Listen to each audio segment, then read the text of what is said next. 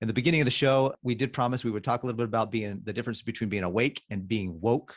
And I had a quote that come to mind this week as I was preparing myself for that topic of being the difference between awake and being woke. And so it comes from John Adams. It says, "Our Constitution was made only for a moral and religious people. It is wholly inadequate to the government of any other." And to me, being awake to what's really going on, what the truth is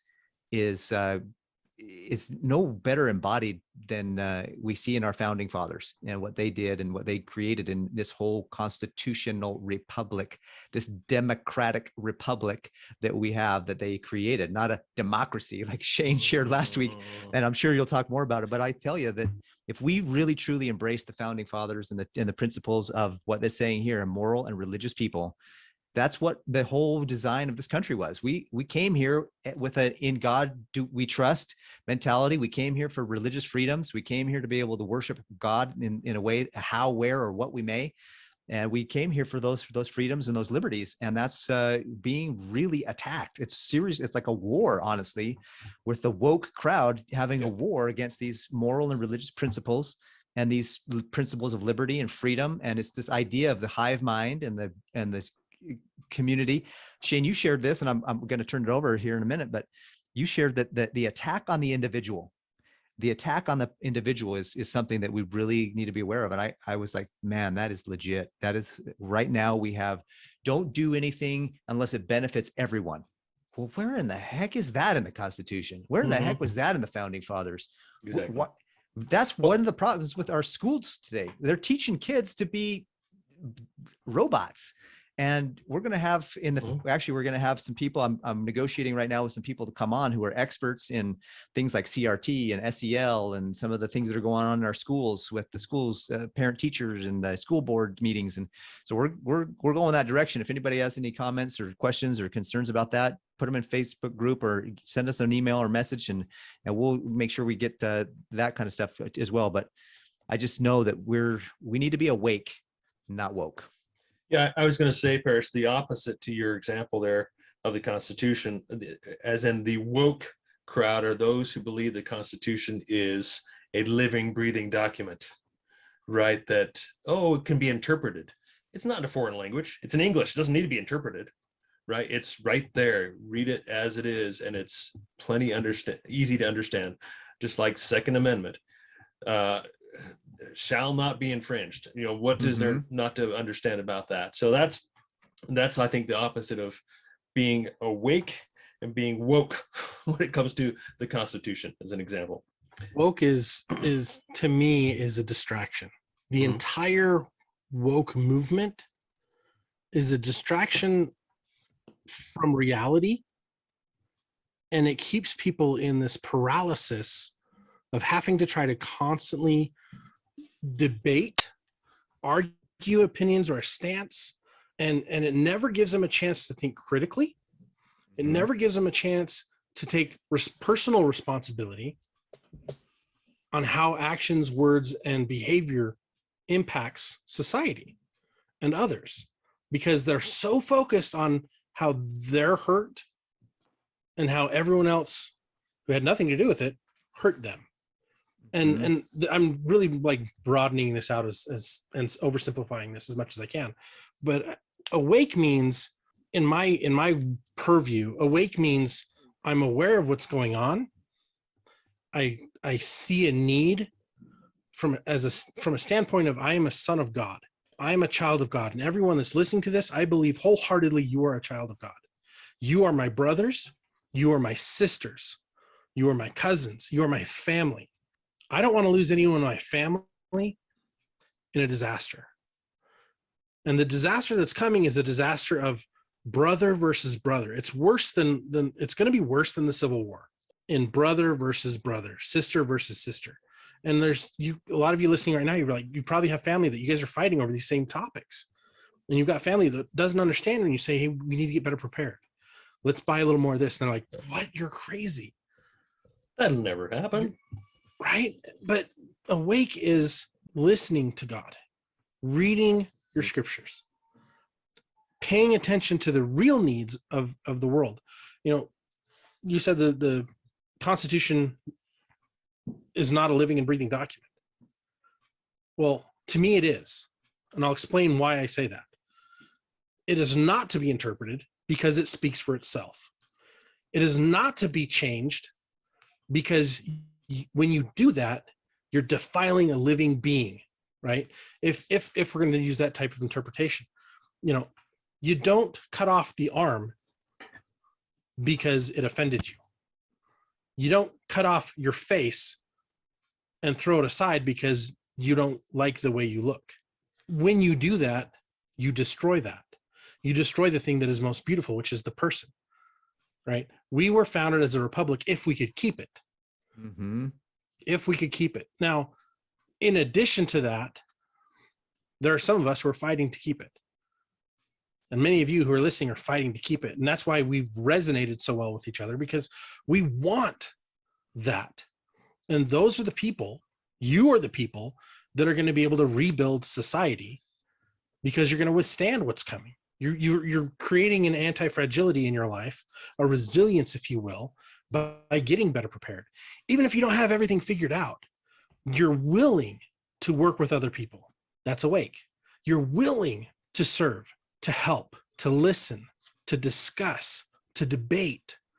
And if you don't believe me or agree with me, that does not change how I perceive or view or appreciate or love you. That's awake. Woke means you have no value if you disagree with me. Yep. It means you lean to your own understanding. It's woke is, and I don't know how to properly express this, but it's kind of what we were talking about a little bit last. I was alluding to at the end of the program last week, is that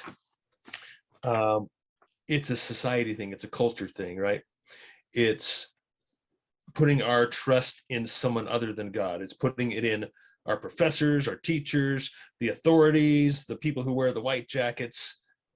Those are the people who are woke, if you ask me. That's true. And you're creating idols. Mm-hmm. Mm-hmm. You're creating idols who you then worship. Yeah. And how do they worship? They worship by getting distracted in the minutia of what they're saying and getting confused and confounded and becoming social justice warriors. And they stop contributing to a society. They stop contributing to the betterment for everyone. Mm-hmm. They destroy instead of build. And what we need now is we need builders.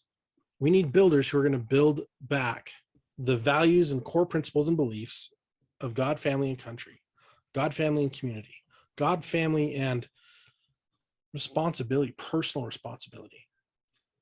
That's why prepping is so revitalized right now.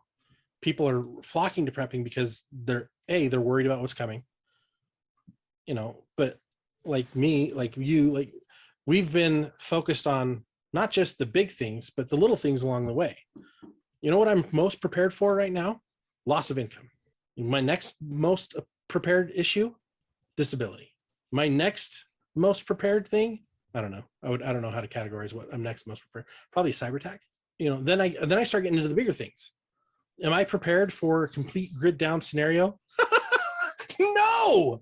Right. That whether you've been doing this for a day, a month, a year, 50 years, everybody in this journey wishes they were a little more prepared than they already are, or a lot more prepared. Mm-hmm.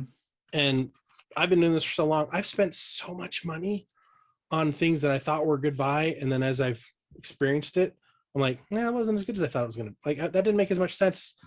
I don't need that. Mm-hmm. And you just replace it and find something new or better. Yeah. Yep. Or So eliminate many it, times. it's So many times. Yeah. I just did a quick search while we were here in the scriptures. I went to BibleHub.com and did a search for the word awake. It says here 109 verses found.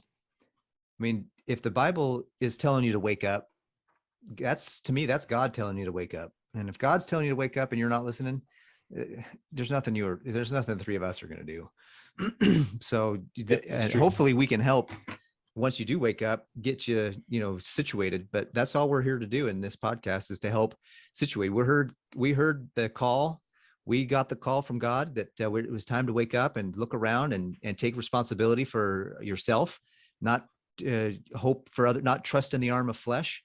And it was time to wake up and look around and say, you know what, if anybody's going to do anything, and besides God and besides the Savior, the next thing we need to think of, if it is to be, it is up to me. That I would call it the 10 twos.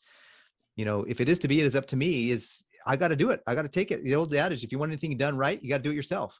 And there's a reality to that, but there's also a remembrance that you've got to remember, if other people are doing the same thing, you can work together with them and together synergistically create something even better than you would create by yourself or individually. And I think that a part of synergy that comes from community. Sorry. And I think a part of that complements that is you can't forget, pray as if everything's up to God, but work as if everything's up to yourself. Right. Bingo. So just like you said, if it is to be, it's up to me. And part of that is that prayer, right, man? You gotta pray and put it in God's hand, but you still have to act. You know, there's that story, I think I related, that guy who was stuck in his vehicle off the road over the winter, and he ended up dying because all he did was pray, and he didn't take any steps. He didn't take any action to save himself.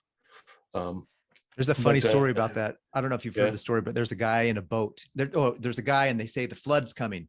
So he the flood comes up, and he's praying, and the rescue team comes in and says, "Hey, we're gonna save you. Come with us." He's like, "No, I've prayed. God will save me." Okay, all right, fine. And then the water comes up a little bit, and he's now in his boat or something. He's on the roof because the water's so high. And he's on the roof. Yeah, he's on the roof, and he says, a boat comes by and it says, "Hey, we're here to save you." No, I've prayed. God will save me. And then the water keeps coming up. He's on the chimney now or something. And a helicopter comes, sees him waving, and the helicopter's like, grab the ladder. We're here to save you. No, I've prayed. God will save me. And the guy ends up getting drowned in the flood. He gets to, up there to the pearly gates, and he says, "God, I prayed. Why didn't you save me?" He said, "I sent the rescue team, I sent the rescue boat, and I sent the rescue helicopter. What do you mean I didn't try to save you?" And the reality is that God's sending us messages all the time. We just got to pay attention and be awake to those messages and say, wait a minute, that was God talking to me. He was talking to me through someone else. And that's often how he does. He talks to us through other people.